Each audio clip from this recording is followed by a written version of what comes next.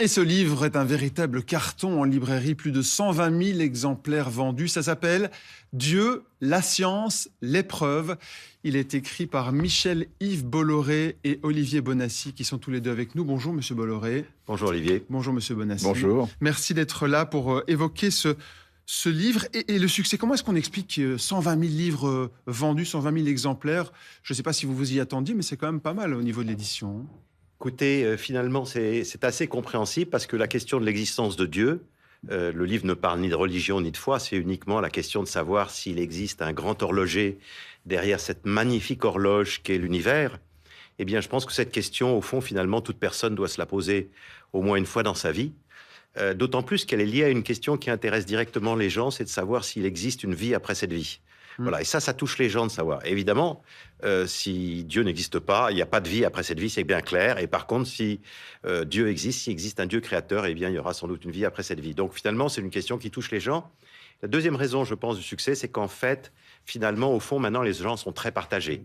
En France, on a vu qu'il y avait grosso modo 50 ou 51% des gens qui ne croient pas en Dieu, donc grosso modo 45 ou un peu plus qui croient à l'existence de Dieu. Donc finalement, les gens sont très partagés. Comme ils sont partagés, ils sont un peu perdus. Est-ce que l'objectif de ce livre, c'est de dire, nous, on croit en Dieu et on a envie de montrer scientifiquement qu'il existe? C'est le postulat de départ de votre travail ou pas? Non, ce livre est une enquête. Il n'y a pas de thèse ou de postulat au départ. Il y a une enquête qu'on essaie de mener. Alors, comment cette enquête se pose? En fait, c'est assez simple. Dans un passé un peu lointain, en fait, tout le monde croyait en Dieu sur toute la surface de la Terre dans tous les siècles. Parce que les gens, en voyant l'univers, en étant émerveillés devant sa beauté, sa grandeur, puis toutes les preuves liées à la philosophie, à la morale, à la révélation, ont fait que c'était unanime. Peu importe le Dieu. Oui, voilà, les gens n'étaient pas d'accord sur quel Dieu, mais tout le monde était d'accord pour dire qu'il y avait un Dieu et l'athéisme était quelque chose de très rare. Jusqu'à ce que la science moderne devienne, depuis Copernic jusqu'à Freud, en passant par Galilée, Laplace, Darwin, il y a eu toute une série d'avancées de la science qui ont semblé expliquer le monde autrement, sans avoir besoin de recourir à Dieu. Et ça a donné un courant matérialiste très puissant qui a dominé le XXe siècle. Mais en fait, ce qu'on a constaté dans ce livre, c'est que la science s'est retournée. Il y a un retournement, c'est-à-dire que depuis le basculement du 19e au 20e siècle, il y a toute une série de découvertes qui ont conduit à remettre beaucoup de choses en cause, en montrant en particulier qu'il y a un début, très certainement, au temps, à l'espace et à la matière. Donc s'il y a un début au temps, à l'espace et à la matière qui sont liés, comme Einstein l'a montré, c'est qu'il y a une cause à tout ça qui est ni temporelle, ni spatiale, ni matérielle, qui a eu la puissance de tout créer et qui a tout réglé pour que les atomes, les étoiles et la vie complexe soient possibles. Ça pose la question, qu'est-ce qu'il y avait avant l'univers? Qu'est-ce qu'il y avait avant la création de l'univers? L'univers est-il apparu? Ou alors a-t-il été créé? C'est un peu ça l'objet de votre livre. Voilà, ça veut dire qu'il a été créé, en fait. L'objet du livre, si vous voulez, c'est de permettre aux gens qui se posent la question. On disait que les gens se posaient la question aujourd'hui, d'abord parce qu'ils sont partagés, et ensuite parce que c'est une question importante. Eh bien, justement, nous avons voulu que les gens qui se posent la question disposent en un livre, en un seul volume, dans un langage très accessible, mais néanmoins avec des données très exactes, de toutes les données possibles pour qu'ils se déterminent. Parce qu'au fond, ce qu'il faut, c'est que les gens soient libres. Nous, on est pour que les gens soient libres, mais s'ils veulent se déterminer sur cette question, il faut qu'ils soient informés. Voilà, donc en lisant ce livre, je pense qu'ils sont informés. Après, chacun choisira ce qu'il voudra, il croira ce qu'il voudra. Et en effet, on peut reconnaître à ce livre d'être didactique, d'expliquer les choses relativement clairement. Vous parlez du passage de la matière au vivant. C'est un des chapitres de votre livre. Vous dites la probabilité que ce passage soit dû au hasard est tellement infinitésimale qu'elle en paraît invraisemblable. Qu'est-ce que vous voulez dire par là?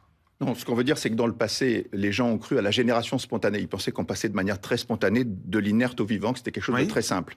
Mais les découvertes de l'ADN, du ribosome, des protéines, de la complexité de la cellule font qu'on a compris que le passage de l'inerte au vivant, en fait, c'est un gouffre de 100 000 kilomètres. Ce gouffre, il a été franchi puisqu'on est là. Oui. Mais ce qu'on peut établir de manière certaine, c'est que c'était très improbable. Il a fallu des plots, si vous voulez, entre notre rive à nous et la rive de l'inerte. Il a fallu des plots extrêmement nombreux et très improbables pour qu'on puisse être là. Et donc, ça veut dire qu'entre deux théories, on prend quoi? La moins improbable, la moins invraisemblable? Exactement. En fait, si vous voulez, le lecteur doit choisir entre deux thèses. Il y a la thèse que l'univers est sorti du hasard, de rien et du hasard. Oui. Première thèse, la thèse matérialiste. Et la deuxième thèse, c'est que l'univers sort d'un Dieu créateur. quel que soit son nom. Donc il faut choisir, le lecteur, il faut qu'il ait les données et puis qu'il choisisse au fond qu'est-ce qu'il y a de mieux. Ce qui est très intéressant dans le vivant, c'est qu'on s'est aperçu que l'apparition du vivant est devenue extrêmement improbable. Mais pendant très longtemps, on a essayé de touiller des soupes primitives pour voir si, selon les idées de Darwin, on allait avoir des cellules vivantes apparaître toutes seules. Et en fait, finalement, on a abandonné toutes ces idées-là parce qu'on sait qu'il n'y a aucune chance que ça apparaisse comme ça. Dans les conclusions de votre livre, je vais reprendre une phrase ou deux. Donc vous dites, quel enseignement va-t-on tirer de ce livre après l'avoir lu? Vous parlez aux croyants, vous leur dites, voilà, ça vous donnera les armes nécessaires pour répondre aux diktats de ceux qui répètent que la croyance en Dieu appartient au domaine de l'irrationnel et qu'elle doit être cantonnée à la sphère intérieure. Si je comprends ce passage, ça veut dire que si on a une preuve scientifique de l'existence de Dieu, Dieu ne doit plus être cantonné à la sphère privée? Non, c'est pas tout à fait ça. Okay. Ce qu'on veut dire simplement, c'est que, encore une fois, ce livre a une seule question. Est-ce qu'il existe un Dieu créateur? Il y a un seul angle, c'est la rationalité. On examine à travers le livre une douzaine de domaines qui sont tous indépendants. Et notre conclusion à nous, mais après chacun appréciera, comme disait Michel Yves, c'est qu'à chaque fois qu'on ouvre un dossier et qu'on se pose la question de manière informée, la conclusion la plus naturelle, c'est la thèse Dieu existe est beaucoup plus rationnelle que la thèse inverse. Et donc, notre impression, après chacun jugera, c'est qu'il y a un faisceau de preuves qui sont fortes, convergentes, rationnelles, indépendantes, qui à la fin vous donnent, à notre avis, une conclusion assez nette. Après, les conclusions qu'on en tirera, si Dieu existe, après, il faut se poser la question de qui il est. C'est une autre question qui est pas dans ce livre, mais qui est nécessaire. Et puis après, il y a plein de conséquences, bien sûr. Mais nous, on est limité. C'est l'étape suivante. Voilà, nous, on est limité. Voilà. Peut-être un jour. La croyance en Dieu, c'est pas justement une affaire intérieure de soi à soi?